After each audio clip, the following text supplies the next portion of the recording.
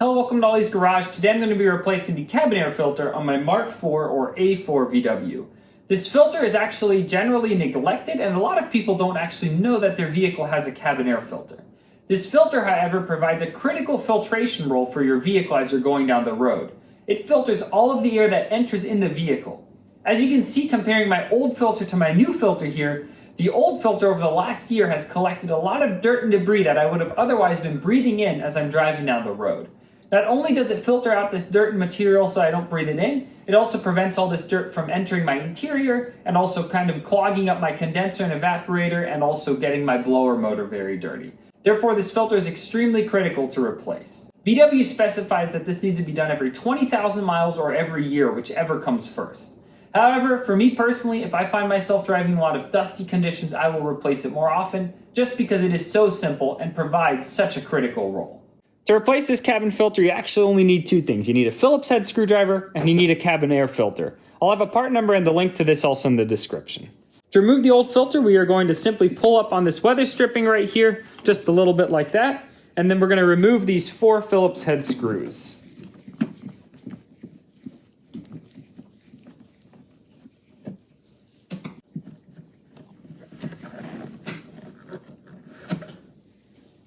You can now pull up on this plastic piece on both sides and just kind of slide it on out. It takes a little bit of wiggling. The cabin filter is secured by these 2 tabs right here. So you can pull back on the tab and then slide up on the plastic piece and then do the same over here as well.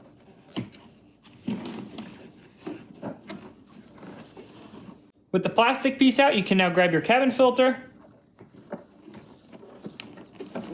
and just pull it straight out, back, and out. Here's a better view. You have these 2 tabs, which are secured right here, and then it has these little slots in the back. That's why you pull it up and out. You can now remove this plastic piece from the cabin air filter, just pull it apart. And we can take a look at the cabin air filter. It's quite dirty. There's definitely a lot of debris and just dust stuck in here, so it's definitely doing a good job. As you can see, there's some dirt around here and also on this gasket in here, so I always grab a moist towel to clean that off. If you have it apart, you might as well give it a good cleaning.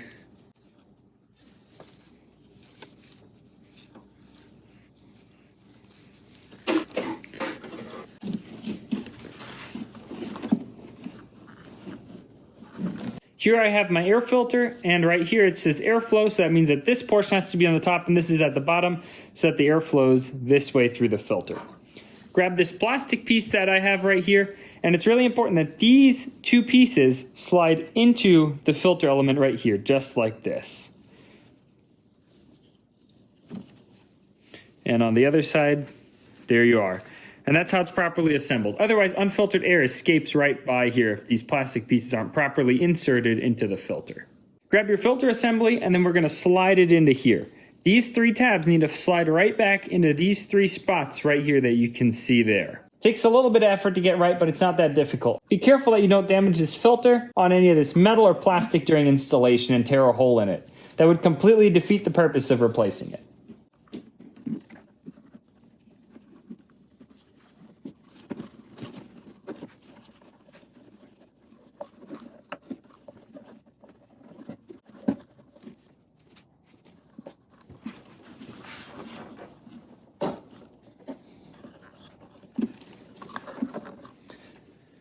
As a test to make sure it's secure, you can kind of start pulling up on this plastic a little bit on both sides. And as you can see, nothing's coming up, so that means my 3 tabs in the back are secure, and with these 2 tabs here as well. Grab this plastic piece and slide it on in. Keep it at a nice angle like this so that you can make sure that this tab goes under there, and there's also a metal piece underneath here that has to slide underneath. Just like that, it slides in.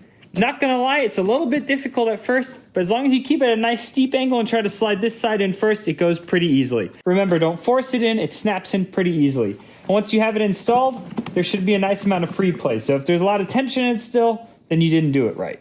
Reinstall these 4 screws. They just go into a metal clip holding in some plastic. Just make them snug. Reinstall this seal.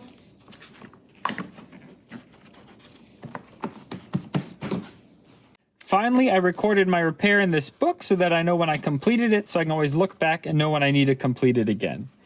I also have this little service sheet here. I write down when the service is next due so that I can always quickly reference it when I'm not sure when it needs to be changed again. Thanks for watching another episode of Ollie's Garage. Please like, subscribe, and comment for more.